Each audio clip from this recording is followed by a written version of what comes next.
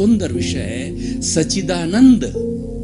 हमारे भीतर विराजमान जो प्रभु है, जो भगवान है, जो शुद्ध आत्मा है, जो हर प्राणी के अंदर विराजमान है, हर जीवित प्राणी के अंदर वही शुद्ध आत्मा, वही भगवान है जो राम में है, कृष्ण में है, आप में है, मेरे में है, 24 तीर्थंकरों में, महावीर में है, महात्मा गांधी में, विवेकानंद के अंदर है, और कीड़े मकोड़े के अंदर गाय भैंस हाथी बैल ऊंट सब में वही है। लेकिन जो हमको रिलेटिव रूप में फर्क दिखाई देता है, जिनके अलग अलग शरीर दिखाई देते हैं, जिनके अलग अलग क्रियाएं दिखाई देती है, उन सब का कारण ये है कि उन्होंने किस तरीके से कर्मों का अर्जन किया है। उस कर्मों के अनुरूप प्रारब्ध के रूप में वह दिखाई देता है। सच्चिदानंद, शुद्ध आत्मा के स्वरूप को सच्चिदानंद कहा जाता है। सच्चिदानंद की अगर संधि विच्छेद करें, सत्य, चित्त और आनंद। सत्य का मतलब अविनाशी। हमारा जो शुद्ध आत्मा है वह अविनाशी है। आत्मा किसे कहते हैं? असंख्य चेतनामय परमाणुओं के पिंड को आत्मा कहा जाता है, जो सुख दुख की अनुभूति करता है, संवेदना करता है, हलन चलन करता है, प्रजनन करता है, जिसमें ग्रोथ होती है। ऐसी 9 कैरेक्टरिस्टिक जो है हमारे धार्मिक ग्रंथों के अंदर बताई गई है, और हमारे वैज्ञानिकों ने भी अपने हिसाब से उन सबको स्वीकार किया है। इसका अर्थ यह है कि चेतना या आत्मा, जो विज्ञान कहता है इसको कॉन्शियसनेस कहता है, कुछ भी कहे, लेकिन भावार्थ में दोनों एक ही है। दोनों ने इनकी कैरेक्टरिस्टिक प्रॉपर्टी और इनके लक्षणों को, गुणों को स्वीकार किया है। तो सत्य का मतलब होता है अविनाशी, जो कभी, जिसका कभी विनाश नहीं होता है।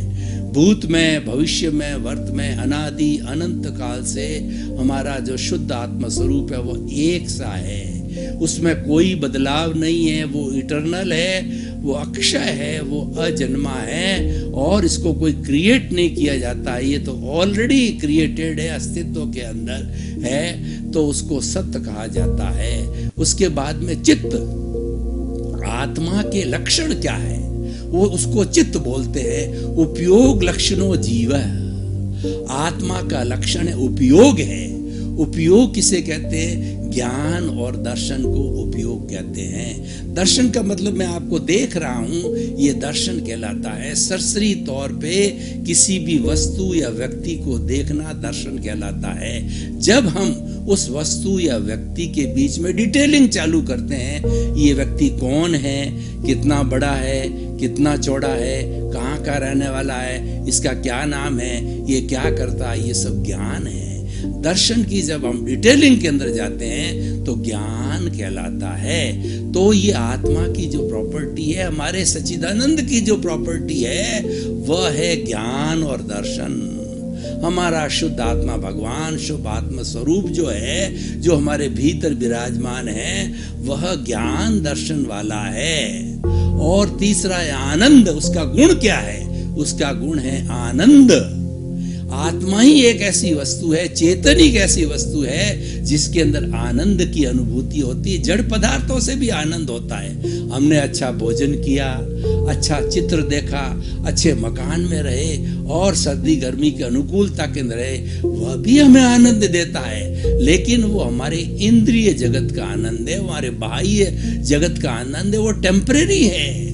लेकिन जो हमारी आत्मा का आनंद है वो परमानेंट है, उसको हम ब्लिस कहते हैं। वो क्षायिक है, कभी भी समाप्त नहीं होने वाला है। तो हमारी मानवीय प्रकृति ये है कि हम हमेशा सोचते हैं कि हमें परमानेंट चीज मिले। मैं आपको एक उदाहरण देना चाहता हूं कि हमारे किराए का मकान है, तो मकान मालिक उसको बार बार खाली करवाता रहता और हमको बदल करके और नए नए मकान के अंदर जाना पड़ता है, जिससे हमारा फर्नीचर है और हमारी घर गृहस्थी का सामान टूटता है, फूटता है, ट्रांसपोर्ट करना पड़ता है, जमाना पड़ता है, काफी परिश्रम करना पड़ता है, हम परेशान होते हैं। यानी टेम्परेरी चीज के अंदर बार बार बदलने से, टेम्परेरी चीज बदलती है तो बार बार बदलने से हमको कष्ट की, दुख की अनुभूति होती है। तो हम चाहते हैं कि हमको परमानेंट मिल जाए, नहीं स्वयं का घर मिल जाए। दूसरी भाषा में स्वयं का घर होता है तो बार बार हमें सामान को बदलना नहीं पड़ता है, बल्कि हम अपनी मर्जी से उसको